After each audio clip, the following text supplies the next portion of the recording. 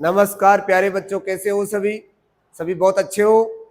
आइए एक नया टॉपिक हम शुरू करने जा रहे हैं जिसका नाम है दो समांतर धारावाही चालक तारों पर लगने वाला चुंबकीय बल।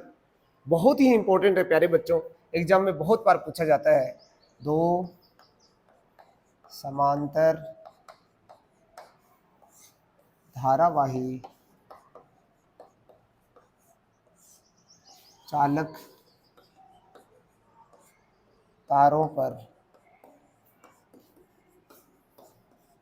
लगने वाला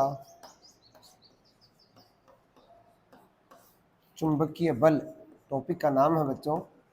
ये एक चुंबकीय बल की बात करना चाह रहा है और चुंबकीय बल भी किसकी बात करना चाह रहा है? दो समांतर तार है, चालक तार है और उसमें धारा प्रवाहित हो रही है। जैसे देखो बेटे, एक तार ये है जिसमें I1 विद्युत धारा प्रवाहित हो रही है, एक तार इसके पास में रखा है ये वाला, दोनों एक दूसरे के क्या है? समांतर। इसमें मैं विद्युत धारा प्रवाहित कर देता हूं I2। समांतर है तो आपको मालूम होना चाहिए इनके बीच में हमेशा दूरी कितनी रहेगी? निश्चित रहेगी। सपोज मैं मान लेता हूँ D है तो ऊपर तक नीचे तक कहीं पर भी चले जाओ, उन दोनों के बीच में हमेशा दूरी कितनी है? स्मॉल d है। अब आपसे पूछना चाह रहा है, क्या ये तार इसके ऊपर बल लगाएगा? क्या ये तार इसके ऊपर बल लगाएगा? दूसरे शब्दों में हम कहें तो क्या ये इसको धक्का लगाएगा या खींचेगा? देखो कितना बड़ा सरप्राइज होने वाला है।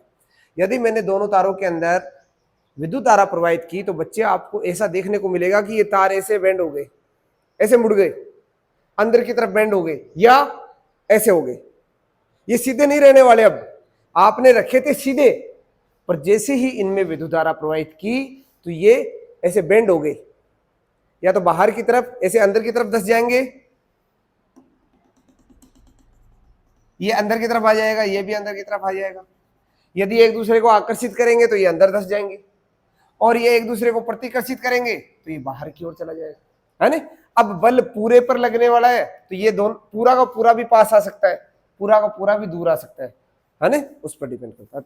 अपने चेक करना चाह रहे हैं कि इसकी स्थिति होने वाली क्या है। क्या ये बेंड होने वाले हैं? क्या ये दोनों तार पास पास आने वाले हैं? आइए देखते हैं। इस टॉपिक के अंदर हम जानने वाले हैं कि एक दूसरे को ये आकर्षित करेंगे या प्रतिकर्षित करेंगे। आइए बेटे देखो, आप सभी को मालूम है कि किसी चालक तार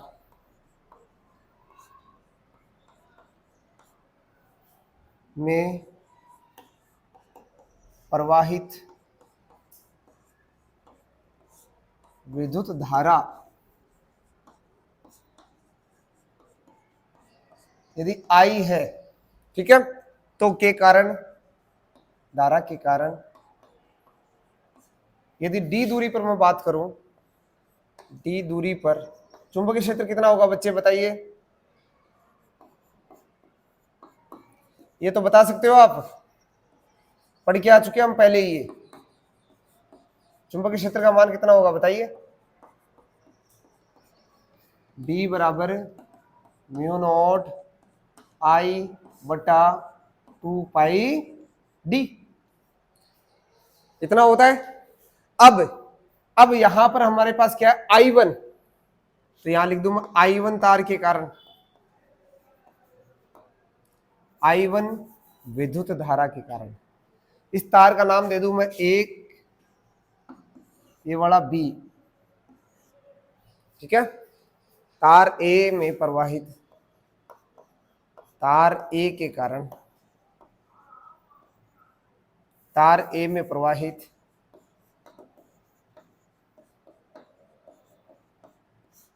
विद्युत धारा I1 के कारण D दूरी पर, यानी D दूरी पर कौन सा तार रखा हुआ है? I2, तो I2 तार पर उत्पन्न चुंबकीय क्षेत्र बताओ कितना होगा बेटे? यहां बहुत ही बेसिक कॉन्सेप्ट है, यदि आपको वो समझ में आ गया तो मुझे नहीं लगता कि डेरिवेशन आपको समझ में नहीं आएगा, और बहुत ही इंपॉर्टेंट है, एग्जाम में बहुत बार पूछा गया है। इसको मैं नाम दे देता हूं A के कारण है, यानी 1 वाला है, तो इसके कारण मैं इसको बोल देता हूं B1, और वो कितना हो जाएगा? म्यू नॉट I1 विद्युत धारा है उसके कारण 2 पाई डी, समीकरण 1। इसी प्रकार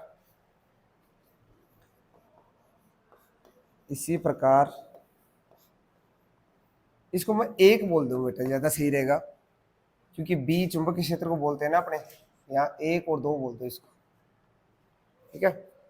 इसी प्रकार तार 2 में I2 के कारण तार 1 पर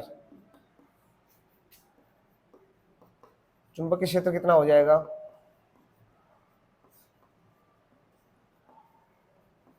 इसको मैं नाम दे दूं B2, दूसरे के कारण है ना, कितना हो जाएगा बेटे बताइए? म्यू नॉट I2 विद्युत धारा है, 2 पाई डी, दूरी तो बराबर ही है। बस यदि ये कॉन्सेप्ट आपको समझ में आ गया और एक सिंगल कॉन्सेप्ट और यूज करने वाले, फिर आपका ये टॉपिक बहुत आसान है, नहीं तो आपके लिए बहुत मुश्किल है। ये मैं आपको पक्का बता रहा हूं, क्योंकि ये टॉपिक समझने का खेल है सारा का सारा, रटने वाला कोई चांस ही नहीं है इसमें। इस तार में प्रवाहित विद्युत धारा के कारण, ओरस्टेड ने कहा किसी भी तार में विद्युत धारा प्रवाहित होगी तो चुंबकीय क्षेत्र उत्पन्न होगा। इसमें भी विद्युत धारा प्रवाहित हो रही है, इसमें भी हो रही है। मैं ये मान के चल रहा हूं कि इसमें विद्युत धारा प्रवाहित हो रही है, तो यहाँ इसके कारण यहाँ पर चुंबकीय क्षेत्र कितना होगा? पहली बात तो दिशा क्या होगी? तल के लंबवत अंदर की ओर, और ये घूम के अंगुली ऐसे आ रही है, यहाँ पर तल के लंबवत बाहर की ओर, ठीक है। यहाँ पर B1, ये भी B1। यहां पर बात करूं तो तल के लंबवत अंदर की ओर B2, तल के लंबवत इधर बाहर की ओर, इसको मैं क्या बोल दूंगा?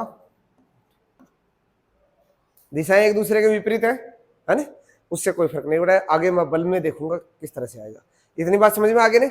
इस तार में प्रवाहित विद्युत धारा के कारण चुंबकीय क्षेत्र यहां पर होगा, इस तार में प्रवाहित विद्युत धारा के कारण चुंबकीय क्षेत्र इसके चारों तरफ होगा। चलो, अब हमने जाना है कि हमने 2 चीज जानी थी। यदि आवेश को चुंबकीय क्षेत्र में गतिमान कराएं, गति करवाएं, तो वह उस पर एक बल लगता है, और उस बल का मान कितना था बताइए बेटे? F = Q V cross B, पढ़ा था ना?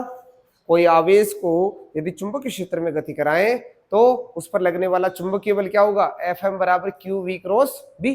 यदि आवेश की बजाय एक तार को चुंबकीय क्षेत्र में रखें, एक तार को चुंबकीय क्षेत्र में रखें, तो यही बल क्या बन गया था? I L cross B। मैंने आपको बताया था चुंबकीय क्षेत्र में आवेश पर, गतिमान आवेश पर भी बल लगता है और चालक तार पर भी बल लगता है, जिसमें धारा प्रवाहित होती है। तो ठीक है, ये सूत्र भी देखा था और ये भी देखा था ना। अब हम यहाँ कौन सा काम में ले बताइए? यहाँ चुंबकीय क्षेत्र में क्या रखा हमने? आवेश रखा है, तार रखा है? यहाँ चालक तार रखा है। तो हम इस कॉन्सेप्ट को काम में लेने वाले हैं, ये चुंबकीय बल लगाने वाले हैं।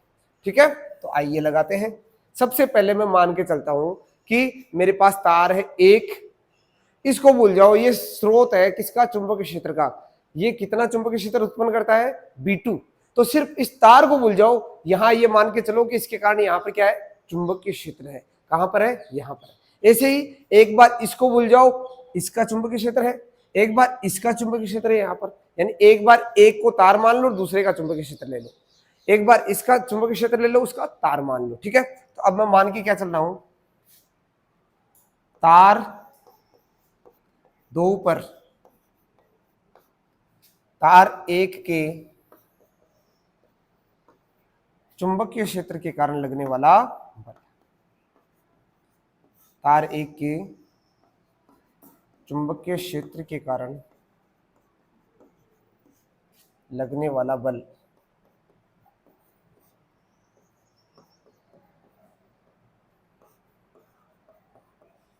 कितना हो जाएगा बेटे? देखो, तार दूसरे पर बल किसके कारण लग रहा है? 1 के कारण। तार दूसरे पर किसके कारण? 1 के कारण। 1 के कारण 2 पर बल कितना हो जाएगा?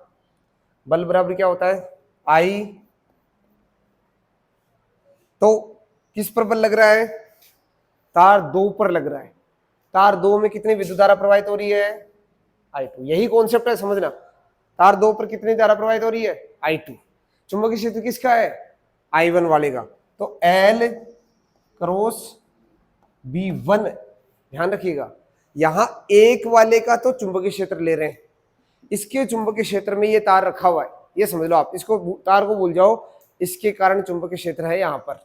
इसका चुंबकीय क्षेत्र तो काम में ले रहे हैं और तार में विद्युत धारा कौन से प्रवाहित हो रही है, I2 वाले, तब बल कितना होगा, ये वाला होगा।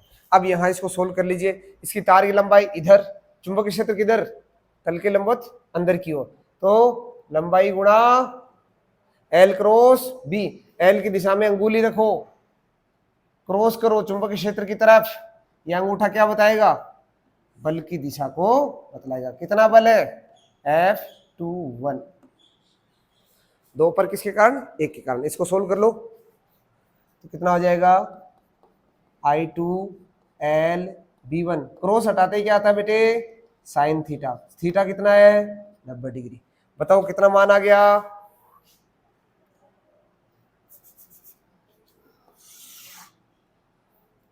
F21 बराबर I2 L B1, यह आ गया समीकरण,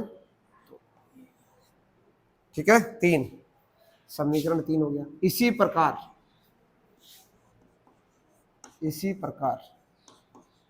अब मैं किसका चुंबकीय क्षेत्र लूं, यहां किसका चुंबकीय क्षेत्र ले रहा था, तार 1 का, अब तार 2 का चुंबकीय क्षेत्र लेते हैं। इसी प्रकार तार 1 को तार 2 के चुंबकीय क्षेत्र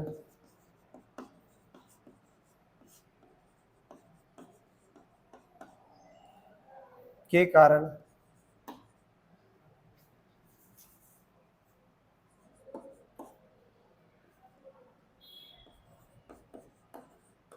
लगने वाला बल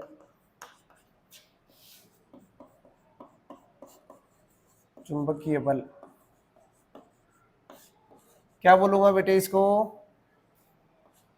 F किसके कारण, तार 1 पर है, किसके कारण, 2 के कारण, कितना I, तार 1 पर है तो 1 की तो विद्युत धारा, और किसके कारण हो रहा है, L, किसका चुंबकीय क्षेत्र, दूसरा का, लगा दो I1 L B2 साइन, इसमें भी क्या हो जाएगा 90। देखिए L किधर है, ऊपर की ओर, जिधर विद्युत धारा उधर ही L, चुंबकीय क्षेत्र किधर है बताइए, किसका, B2 का, B2 का चुंबकीय क्षेत्र ऊपर की ओर है, तो हाँ उंगली को इस हाथ को उल्टा कर लो, अब घुमाओ अंदर की ओर, तो इस बल की दिशा क्या हो जाएगी बेटे, F12, ठीक है। तो ये हो जाएगा F12 बराबर ये, तो F12 बराबर I1 L, समीकरण 4, ठीक है। अब यहां पर है B2, यहां पर है B1, आप यहां पर लिखना चाहो तो इसको और थोड़ा सा आगे लिख दूं मैं, I2 L, B1 का मान बताइए, समीकरण 1 से B1 का मान कितना है बेटे, म्यू नॉट I1 बटा 2 पाई, ठीक है। इसको आगे सोल्व करेंगे तो क्या हो जाएगा, mu naught I1 I2 L बटा 2 पाई डी, इसको बोल दो समीकरण 3, ये काम का है, ठीक है। तो F21 कितना आ गया बेटे, mu naught I1 I2 L बटा 2 पाई डी। ऐसे ही यहां पर भी क्या रख दो, I1 L into mu naught I2 बटा 2 पाई डी, कहां से आया ये, समीकरण 1 से, ये समीकरण 2 से 2 पाई डी, ठीक है, ये समीकरण 2 से, यहां समीकरण 1 से, ठीक है। अब बेटे क्या हो जाएगा यहां पर बताइए, म्यू नॉट I1 I2 बटा 2 पाई डी इंटू एल, यहां पर भी म्यू नॉट I1 I2 बटे 2 पाई डी इंटू एल। बताइए बेटे F12 बराबर क्या हो गया, F21, आपको मालूम होना चाहिए कि यहां पर लगने वाला बल क्या होगा, परिमाण में समान होगा, परंतु दिशा देखने से क्या पता चल रहा है, एक दूसरे के विपरीत है। यही उसी प्रकार है जैसे कूलाम के नियम में भी एक आवेश दूसरे पर जितना बल लगाता है दूसरा आवेश भी उस पर उतना ही बल लगाता है। ये उसी प्रकार है जैसे एक द्रव्यमान दूसरे द्रव्यमान पर बल लगाता है तो वो दूसरा द्रव्यमान भी पहले वाले द्रव्यमान पर बल लगाता है। तो आपने सुना होगा यदि एक चांटा मारा जाए तो सामने वाले को भी उसका ईंट का जवाब किससे देते हो आप? पत्थर से। क्रिया की क्या होती है? प्रतिक्रिया होती है। तो उसी नियम के ये भी समरूप है, उसके जैसा ही है। इसमें भी क्रिया की क्या होती है? प्रतिक्रिया होती है। तो ये आपके सामने रहा, इसको आप छाप लीजिए। यहां पर आप ऐसे भी कर सकते हो, इस एल को आप नीचे ले आओगे ना तो प्रति एकांक लंबाई पर लगने वाला बल भी क्या होता है? बराबर होता है। समझ गए आप? एल बटे में ले आओगे तो ये क्या हो जाएगा? बराबर हो जाएगा। यानी नीचे नोट लिख लेना कि यह न्यूटन के क्रिया प्रतिक्रिया नियम के समरूप है, वो नहीं है, उसके जैसा है। यानी इसमें क्रिया की क्या होती है? प्रतिक्रिया होती है। ठीक है बेटे? तो बेटे हमने देखा कि किस प्रकार एक दो धारावाही चालक तार हैं और उसमें हम विद्युत धारा प्रवाहित करते हैं तो वो एक दूसरे पर बल लगाते हैं। बल का परिमाण समान होता है परंतु दिशा एक दूसरे के विपरीत होती है। तो इससे हम कंक्लूड क्या करते हैं, इससे निष्कर्ष क्या निकालते हैं कि यदि दो धारावाही चालक तार है यानी उसमें धारा प्रवाहित हो रही है, उसकी दिशा एक दूसरे के समान है, दोनों में ऊपर की ओर प्रवाहित हो रही है, तो ध्यान रखना बेटे दोनों एक दूसरे को क्या करेंगे? आकर्षित। दोनों में विपरीत दिशा में विद्युत धारा प्रवाहित हो रही है तो एक दूसरे को क्या करेंगे? प्रतिकर्षित। ये एक तो थंब रूल है, ध्यान रखना। समान दिशा में पास पास आएंगे, विपरीत दिशा में दूर दूर जाएंगे। आपको रिक्त स्थान में इस तरह का क्वेश्चन देखने को मिल सकता है, कोई बड़ी बात नहीं है। एक इंपॉर्टेंट बात यह है कि जिस तरीके से हमने कूलाम के नियम में जाना था कि दो आवेश हैं, दो आवेश एक दूसरे पर जो बल लगाते हैं, कौन सा? विद्युत बल। F = K Q1 Q2 बटे R²।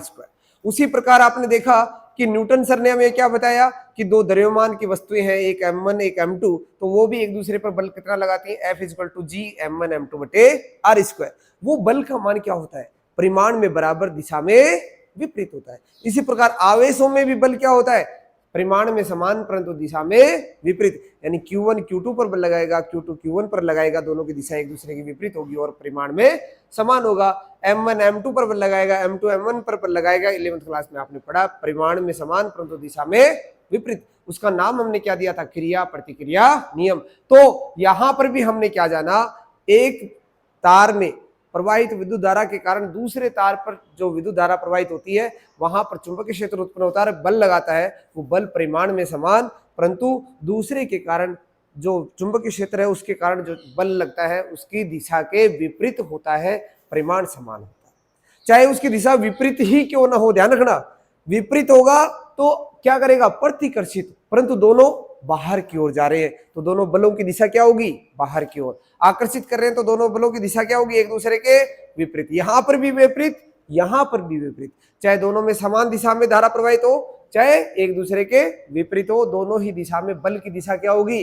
विपरीत होगी, परिमाण क्या होगा? समान होगा। तो ये बच्चे इस प्रकार इसको कंक्लूड कर सकते हैं। अब नेक्स्ट टॉपिक है, बहुत ही अच्छा टॉपिक है। एक आयताकार फ्रेम है हमारे पास। अब आप इसको एक इस अंदाज में समझ सकते हैं कि हम एक ऐसा काम करने जा रहे हैं, हम एक जनरेटर बनाने जा रहे हैं।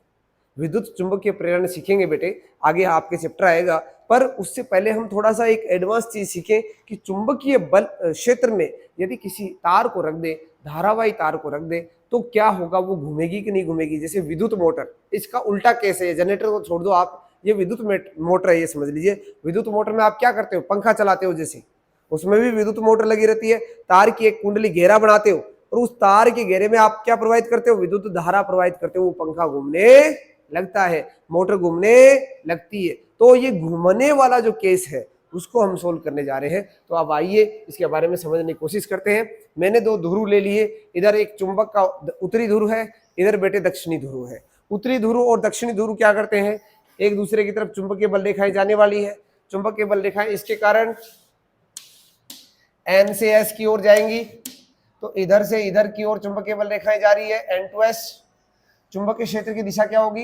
ये वाली। अब बेटे इस चुंबकीय क्षेत्र में मैंने क्या रख दिया? एक आयताकार कुंडली रख दी, घेरा रख दिया, फेरा रख दिया, फ्रेम रख दी। इसका नाम कुछ भी आ सकता है, ध्यान रखना। आयताकार फेरा, कुंडली, फ्रेम, घेरा, कोई सा भी नाम आ जाए, आपको समझना है कि ये इस प्रकार घुमा के छोड़ा है इसको, ठीक है। लूप आ जाए, लूप भी इसका नाम है, इंग्लिश का नाम लूप है। अब इसमें यदि मैं आई विद्युत धारा प्रवाहित करता हूं बेटे, तो वो तार में इस प्रकार जाएगी, इस प्रकार जाएगी, इस प्रकार जाते जाते जाते जाते इस तरह से प्रवाहित होते होते इस प्रकार प्रवाहित होते इस तरफ चली जाएगी बेटे, चली जाएगी। अब यहां इसमें एक विद्युत धारा आई प्रवाहित हो रही है, यहां पर आई है, यहां पर आई है, इसमें भी आई है, इसमें भी आई है, इसमें भी आई है। आप सभी जानते हैं किरचॉफ के आपने जो संधि नियम है उसमें पढ़ा, इसमें कहीं संधि बन रही है क्या? संधि नहीं बन रही तो विद्युत धारा का कोई टुकड़ा नहीं होगा, वही विद्युत धारा प्रवाहित होते होते दूसरे किनारे पर पहुंच जाएगी। विद्युत धारा आई प्रवाहित हो रही है। अब बेटे अब इसको हम चुंबकीय बल से सोल्व करने की कोशिश करना चाह रहे हैं। देखिए किस प्रकार सोल्व करते हैं। जैसे मैं सबसे पहले मैं मान के चलता हूं कि माना एक आयताकार फ्रेम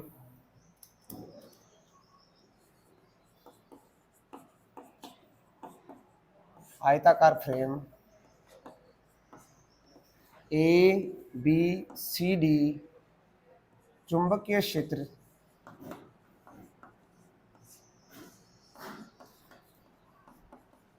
बी में रखी हुई है। क्या होगा बेटे, यदि इस फ्रेम को मैंने इसमें रख दिया, चुंबकीय क्षेत्र में रखा, तथा फ्रेम में एक तार की फ्रेम है, ध्यान रखना, ठीक है। फ्रेम में आई विद्युत धारा प्रवाहित हो रही है।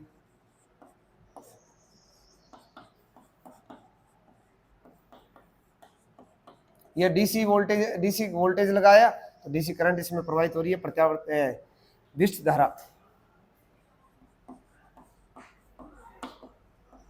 धारा प्रवाहित हो रही है। तो अभी पढ़ के आए हम, अरे चुंबकीय क्षेत्र में किसी तार को रखोगे, धारावाही चालक तार को रखोगे तो उस पर क्या लगने वाला है? चुंबकीय बल लगने वाला। कितना लगने वाला है? क्योंकि धारावाही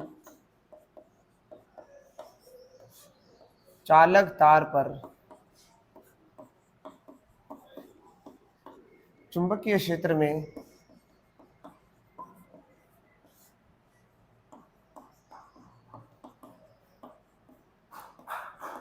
लगने वाला बल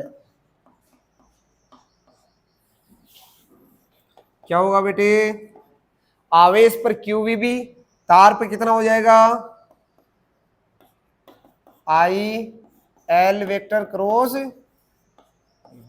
क्लियर है? एम मत लिखो, एक बार इसको ऐसे चला। अब बताइए, अब हम शुरू करते एक एक। सबसे पहले फ्रेम में AB, क्योंकि सबकी दिशा क्या है? अलग अलग है, ध्यान रखना। इस AB के अंदर, AB भुजा में प्रवाहित विद्युत धारा की दिशा ऊपर की ओर, BC में इधर, CD में नीचे की ओर, और DA में इधर की ओर, है ना। अब चुंबकीय क्षेत्र की दिशा इधर की ओर है। चलो, तो यहां पर L की और B की दिशा सब में क्या है? अलग अलग है। तो शुरू करते हैं। देखो, AB भुजा में प्रवाहित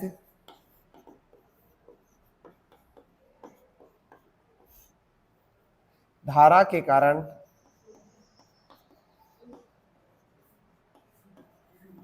चुंबकीय बल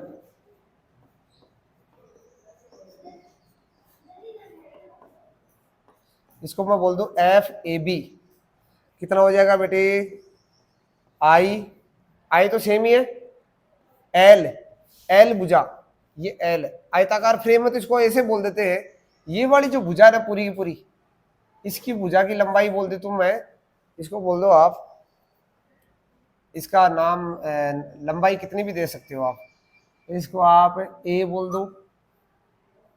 ऐसे करो, A तो हमने नाम दे दिया है, इसको हम कैपिटल नाम दे दे तो ये कैसा रहेगा? कैपिटल दे दो, इसलिए उसको हम कैपिटल दे दो, ठीक है। इसका नाम कैपिटल लिख दो यार, ABCD। यहाँ AB लिख देना। अब इस भुजा को तो मैं बोल देता हूँ स्मॉल a, और आयत की दूसरी भुजा क्या हो जाएगी? Small b। समझ रहे हो? आमने सामने की भुजाएं बराबर है, ये भी a, ये भी a, ये भी b, ये b। समझ गए हो? ये पूरी b। अब देखो, AB भुजा के कारण L की दिशा क्या है? ऊपर की ओर, चुंबकीय क्षेत्र की दिशा क्या है, इधर की ओर। बताओ दोनों एक दूसरे के लंबवत है ना, बल किधर लगेगा, ये लंबाई है ऊपर की ओर, चुंबकीय क्षेत्र है इधर की ओर, घुमाओ अंगुलियों को, ये अंदर की ओर, तल के लंबवत अंदर की ओर। क्या जा रहा है, बल की दिशा, कौन सा बल, ए बी वाला बल। तो आई एल यानी ए, भुजा ए है, गुणा बी, बी कितना है, बी तो ऐसे ले लो, आई ए बी साइन कोण कितना है 90 डिग्री, किधर है, दिशा क्या है, अंदर की ओर, तल के लंबवत अंदर की।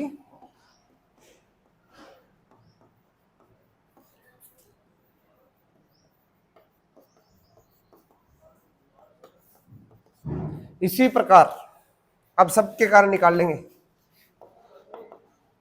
इसी प्रकार चारों भुजाओं के कारण निकालो। अभी देखो पहले मैं सीडी के कारण निकाल लेता हूं, सीडी, आप ये लैंग्वेज लिख रहे हैं ना, मैं शॉर्ट ऐसे लिखता जा रहा हूं, एफ सी डी कितना हो जाएगा बेटे, आई भुजा तो यही है, ए बी साइन कोण कितना है, इसमें नीचे की ओर है, विद्युत धारा नीचे की ओर, चुंबकीय क्षेत्र क्या है इधर की ओर, तो हथेली इधर, ये ऐसे घुमाओ, तल के लंबवत बाहर की ओर, तो इसको मैं ऐसे दिखा देता हूं एफ सी डी। तो इसको तल के लंबवत है और इसका पूरे का मान कितना है, एक, साइन 90 का मान एक है, तो आप इसको यहां पर एक लाइन में ये और लिख लेना, एफ ए बी बराबर, मैं इसको ऊपर लिख देता हूं, एफ ए बी बराबर आई ए बी साइन 90, नीचे वाले में 90 का मान एक आ गया, तो इसको मैं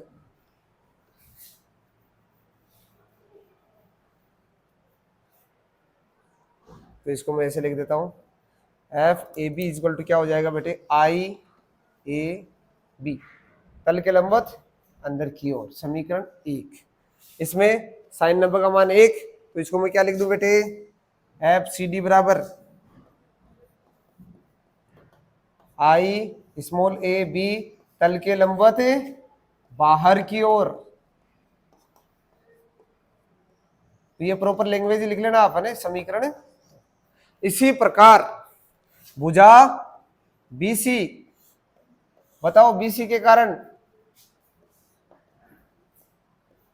आई बी बी साइन, चुंबकीय क्षेत्र भी इधर, भुजा की दिशा भी इधर, कोण जीरो, साइन जीरो का मान जीरो, किसी को भी जीरो से गुणा करो जीरो, तल के लंबवत उससे तो कोई मतलब नहीं आएगा, दिशा ही नहीं आएगी, बल ही नहीं है। इसी प्रकार एफ डी ए या एडी, बताओ एडी का मान आई बी बी साइन 180 डिग्री, बताओ कितना मान आ गया, शून्य। ठीक है, समीकरण 3, और ये समीकरण 3 बोल दो इसको पूरा। अब कुल बल जो है वो कुल बल बेटे कितना हो जाएगा बताइए, यहां लिख दूं, एफ कुल, सबको क्या कर दो, हाँ कुल बल तो कितना हो जाएगा, इसकी दिशा तल के लंबवत अंदर की ओर, इसकी दिशा तल के लंबवत बाहर की ओर, परिमाण दोनों का क्या है, बराबर है, ये भी आई ए बी, ये भी आई ए बी, कुल बल कितना होगा बेटे, परिणामी बल तो शून्य हो जाएगा, यहां पर कुछ कोई भी बल नहीं लगने वाला, क्यों, इसकी दिशा तल के लंबवत अंदर की ओर, इसकी दिशा तल के लंबवत बाहर की ओर, ये आई ए बी नीचे की ओर, ये आई ए बी ऊपर की ओर, कुल बल लगा क्या, नहीं लगा।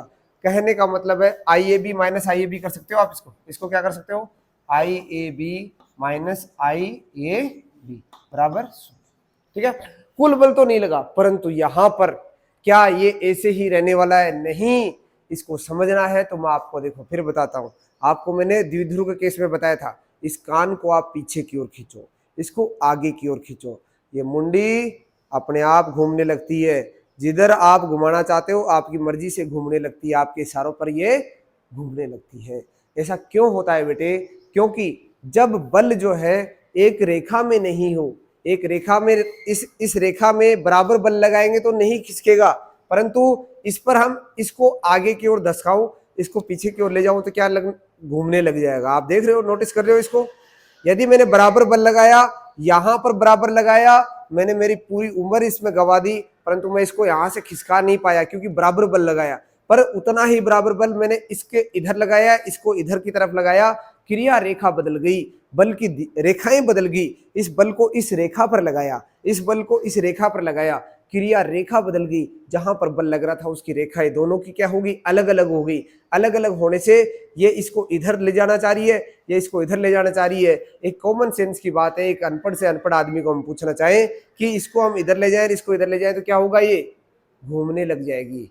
बल आघूर्ण इसे ही कहते हैं बेटे। दरवाजा हम बंद करते हैं तो उसमें यही होता है, एक चौखट की तरफ किनारा धंसने की कोशिश करता है, दूसरा बाहर की ओर आता है, दरवाजा घूमने लगता है, गेट बंद हो जाता है।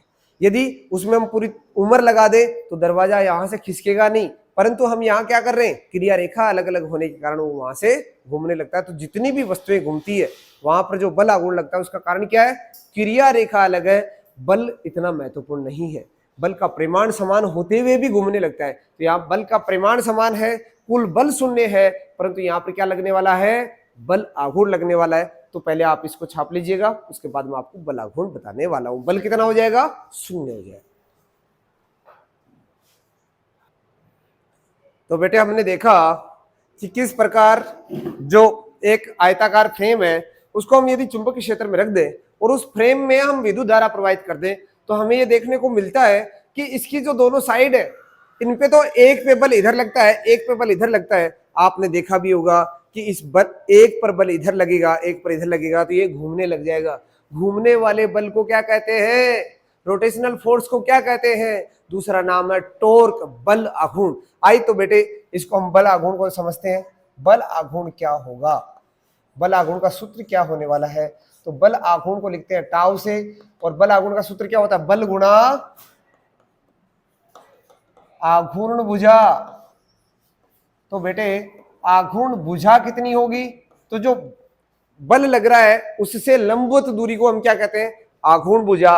और यहां पर क्या हो जाएगा, बल का मान कितना है बेटे बताइए, ये इस भुजा पर लगने वाला बल कितना है, कितना है बल, और लंबवत दूरी कितनी है, बी। बल कितना है, आई ए बी गुणा बी। तो ये क्या हो जाएगा, आई ए बी इंटू बी। ए गुणा बी, आयत का क्षेत्रफल कितना होता है बताइए, इस आयताकार फ्रेम का क्षेत्रफल,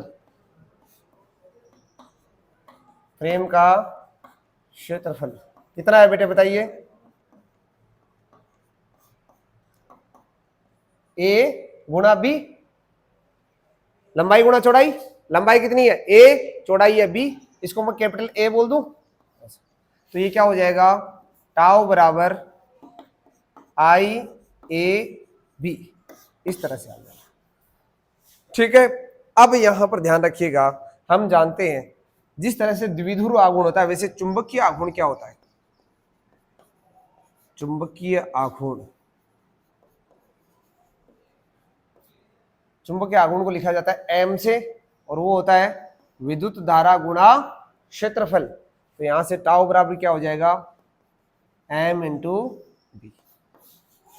यदि ध्यान रखा, नोट क्या लिखोगे यहां पर, नोट, यदि आयताकार फ्रेम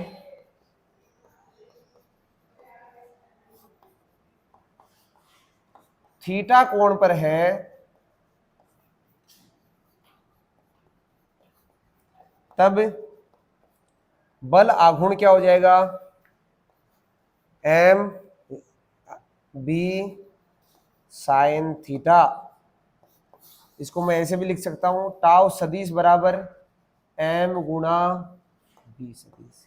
तो ये सूत्र भी हम काम में लेते हैं। तो इस प्रकार हमारा बल आघूर्ण का जो टॉपिक है वो पूरा होता है। नेक्स्ट टॉपिक हम पढ़ेंगे नेक्स्ट लेक्चर के अंदर। जय हिंद, शुक्रिया।